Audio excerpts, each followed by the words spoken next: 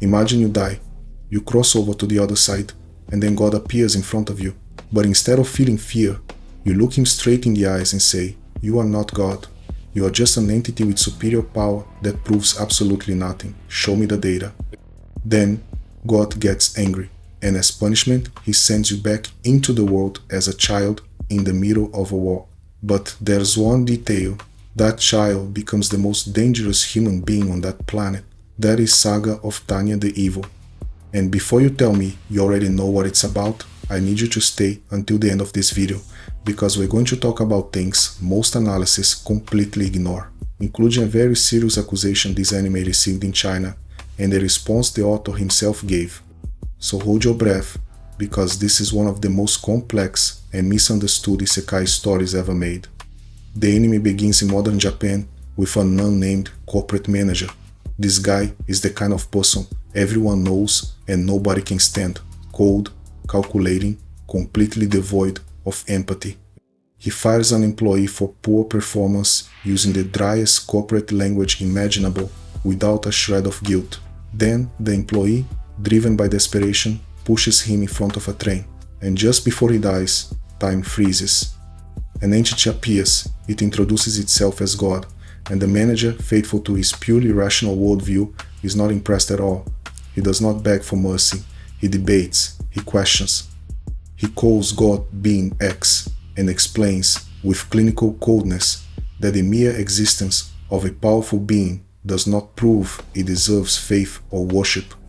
That is the core of the entire series. The conflict is not good versus evil. It is faith versus reason, between a being that wants to be recognized as God and a human being who refuses to acknowledge that until death, and even after death. As punishment, Being X reincarnates the manager as an orphaned little girl in a world that resembles early 20th century Europe, except with magic. Her name is Tanya Degurechaff.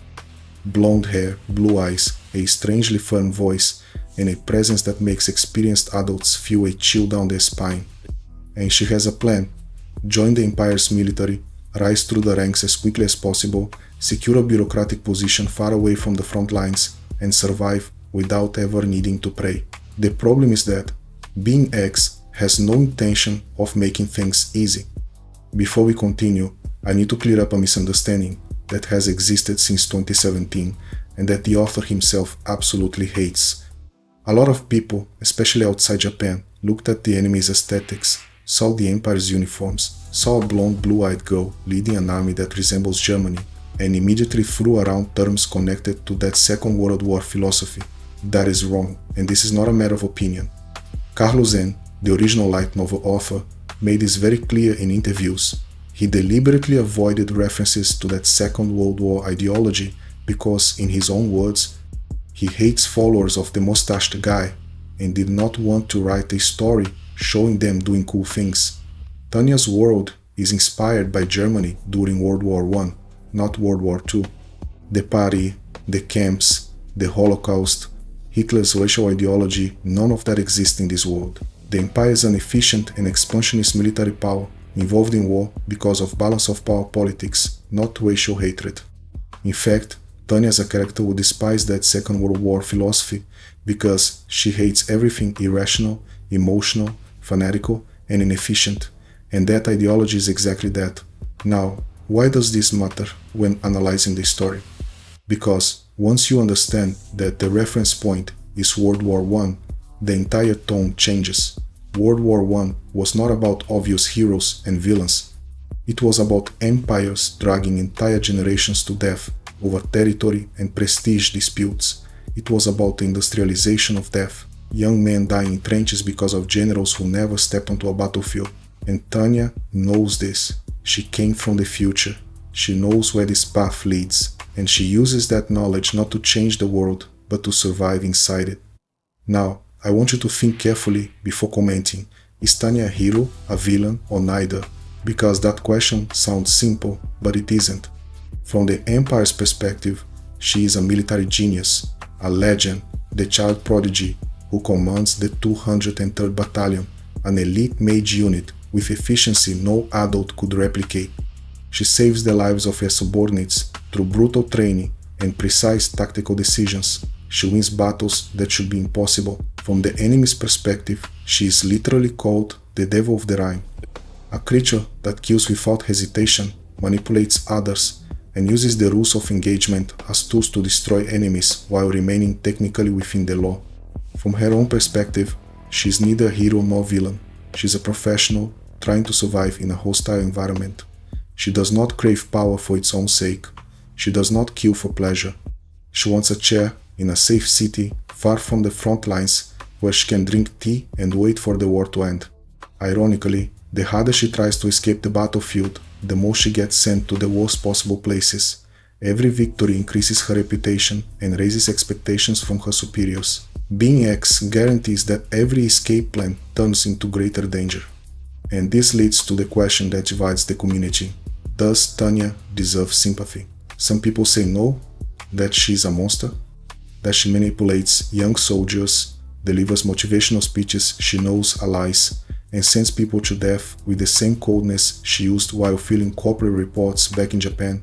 Others say yes, that she is the product of a system that rewards cruelty, that in a world at war, the only way to survive is to become what the system requires, that the real monster is not Tanya, but the structure that created her. Leave your vote in the comments. Hero, villain, or something completely different. I need to talk about something most analyses completely ignore because they become so obsessed with the war that they miss the philosophical heart of the series. The central conflict of Saga of Tanya the Evil is not Tanya versus the Empire's enemies, it is Tanya versus Being X, and this conflict is one of the most interesting explorations of faith, free will, and power any anime has ever done. Being X wants one thing, for Tanya to believe in him, not for Tanya to become good, not for Tanya to stop killing, just for her to acknowledge his existence and authority. Tanya refuses, but not because she is brave or romantically rebellious. She refuses on intellectual principle. She argues that a truly omnipotent and benevolent God would not need to coerce creatures into worship. A God who threatens, punishes, and manipulates people into faith is not God. He is a cosmic tyrant with an insecurity complex. And the most disturbing part is that the anime never gives a clean answer, because Being X, despite seeming petty and childish, actually has a point. Deep down, Tanya demonstrates faith. She prays. She uses the Elenium Type 95, a magical device that only functions when its user prays sincerely. She hates it. She recites prayers with the fury of someone being forced to do something that violates her entire worldview, but she still does it. And every time she does, Being X wins a little more, even if Tanya insists she is merely using a tool, that the prayer is just an activation mechanism without spiritual meaning. This creates one of the richest tensions in the anime. Who is actually winning this battle? Being X wants genuine faith. Tanya offers performance. Does Being X accept that? Reject it? Change the rules? This power struggle between the human and the divine is what makes Tanya more than just a war anime with magic. It is a story about what happens when two forms of sovereignty refuse to bow to each other. And here, I want to open a debate that could create a great discussion in the comments. Is Being X actually the villain of the series? Think about it. He takes a dead man and instead of letting him move on, forces him to be reborn in horrible conditions in the middle of a war. Not because of horrific crimes, but because the man dared to question his existence using solid philosophical arguments. He actively manipulates Tanya's life so she never finds peace. Every time she plans a reasonable escape, he interferes. He functions like a personalized cosmic obstacle system designed for one single person. Does that sound like a benevolent God to you? Some light novel readers compare this to the biblical book of Job, but in Job's story, the final goal is restoration. The suffering is a test, not permanent punishment. Being X does not seem interested in restoration. He seems interested in winning an argument he technically cannot lose because he controls the rules of the game. Other readers argue that Being X operates on a logic humans simply cannot understand, that what appears to be arbitrary cruelty is actually spiritual growth, that Tanya is being forced to confront the one thing she spent her whole life running away from, the idea that she is not the most rational and self-sufficient entity in existence. Either way, being X is fascinating because he completely flips the normal Isekai formula. Usually, the higher power helps the protagonist. Here, the higher power is the antagonist. And instead of becoming the chosen hero, the protagonist becomes increasingly more destructive. Tell me in the comments, in your interpretation, is being X evil or just misunderstood? In 2021, Chinese news outlets reported that Saga of Tanya the Evil was being debated on social media for allegedly glorifying Japanese militarism and insulting China. That created absolute chaos in the global fandom. First, the criticism did not make much sense within the story itself. The anime takes place in a fictional European world. China, as a country, is never mentioned. The empire's military is inspired by Imperial Germany, not Japan. The battles are based on European conflicts from World War I. Second, the series is often interpreted as anti-war.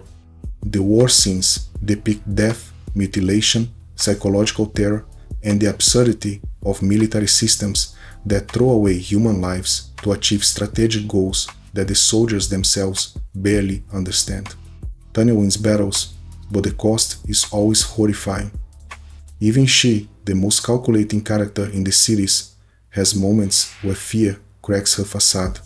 Third, and maybe most importantly, the controversy in China highlighted something worth reflecting on regarding war fiction in general. It is extremely difficult to create content about armed conflict without someone interpreting it as glorification. Even when the intention is criticism, the aesthetics of war, the uniforms, the tactics, military competence on display, all of that can be interpreted differently depending on who is watching and what historical relationship their country has with war. In Brazil, most viewers saw Tanya as entertainment. In China, where the memory of 20th century militarism remains extremely sensitive, the interpretation was different. Neither interpretation is automatically wrong. What matters is understanding that this discussion exists and consuming the work with that awareness. Now, let me talk about something action. Anime often ignores, and Tanya handles extremely well. Secondary characters are not just decoration. Victoria Ivanovna Serebriakov, Tanya's closest aide, is the emotional counterweight of the series. She's a Russian refugee who joined the Empire's military out of necessity, not ideology. She knows Tanya's true personality, fears her coldness, but also respects her competence. What makes Victoria interesting is that she believes Tanya genuinely cares about her subordinates deep down. She interprets Tanya's brutal training methods, forcing everyone through impossible situations and demanding absurd standards as a way of ensuring they survive, like harshness that secretly functions as protection. Tanya never confirms that. Tanya would probably disagree with that interpretation, but the anime deliberately leaves the question open, and that ambiguity is perfect. Colonel Erugen is another standout character. He is one of the few people who sees Tanya for what she truly is. Not a prodigy child, but something far more terrifying. He is the rational adult who realizes there is something fundamentally wrong with that little girl, yet finds himself in the paradoxical position of depending on exactly that terrifying element to win the war. That dynamic of "I know you are a monster, but you are my monster" is one of the richest aspects of the series. The Isekai genre has a formula. An ordinary protagonist from the real world gets transported to another world, gains powers, makes friends, saves the world, and probably builds a harem along the way. Tanya breaks every single part of that formula. The protagonist is not ordinary. She was a middle-aged human resources manager who treated people like disposable resources. There is no rediscovery of kindness. No moment where Tanya's humanity suddenly softens her personality. She remains who she always was. The new world does not humanize her, it reinforces her. The friendships are not really friendships. The members of the 203rd Battalion respect Tanya. Some may even admire her, but nobody truly connects with her emotionally. Their bond is professional and based on survival. Victoria comes closest, but as we discussed, that closeness may be based on a misunderstanding. The world will not be saved. Tanya has no mission to save anyone. Her mission is survival. The war will continue, people will continue dying, Tanya will continue being sent to the most dangerous locations imaginable. And paradoxically, there is far more honest about what war really is than most battle anime. War does not have a protagonist. War does not offer a clean narrative where the hero wins in the end. War is a system that consumes people, and the survivors do not survive because they are morally superior, purer, or braver. They survive because they adapted better, got lucky, or, in Tanya's case, because a supernatural being decided to make their death absurdly difficult for philosophical reasons. One last question I want to leave open for debate. Tanya as a character has a very clear philosophy. She believes in merit, efficiency, rational systems of reward and punishment. She despises nepotism, favoritism, and emotional decision-making. She believes rules exist to be strategically exploited. Philosophically speaking, she represents an extreme form of result-oriented corporate capitalism, like the mindset seen in 2000s Japanese corporate culture. Not as political ideology, but as a worldview focused entirely on outcomes. And that raises the question, does that make her fascist? Some people say yes. That she serves an authoritarian state, leads through fear, sacrifices subordinates for larger goals, and never questions orders because doing so will be inefficient for her career. That she uses the language of rationality to disguise obedience to power. Others say no, because fascism depends on extreme political emotion, nationalist fervor, charismatic leadership turning hatred into ideology. Tanya has none of that. She does not love the empire. She does not hate its enemies. She is there because it is the environment she was thrown into and the one where she can survive most effectively. She would probably do the exact same thing for the opposing army if she had been born there. There is amorality, not immorality. There is a difference. But then comes the hardest question of all. When amorality operates inside an immoral system, does it become active complicity with that system in practice? There is no easy answer to that, and that is exactly why Tanya will continue being debated long after most other isekai from the same era have been forgotten. Saga of Tanya the Evil is a story that makes people uncomfortable, and it does that because it refuses to provide the comfort most anime stories give. There is no clean redemption, no simple moral lesson spoon-fed to the audience, no cathartic moment where good triumphs and evil pays the price. There is only a little girl with the mind of a cynical adult navigating a system of destruction with the same cold efficiency he once used to navigate the corporate world. And maybe the real provocation of this story is not about war at all. Maybe it is this. What happens when a system, whether corporate or military, is perfectly designed to produce efficiency and completely incapable of producing humanity? Tanya functioned perfectly inside the Japanese corporate system. She functions perfectly inside the empire's military system. She was never happy, she never belonged anywhere. She is always surviving, never truly living. And Being X watches all of this while still waiting for her to ask for help. That is the anime. That is the debate. And now you understand why, more than 7 years later, the community still cannot stop talking about it. If you made it this far, leave a comment. Do you think Tanya will eventually surrender to Being X?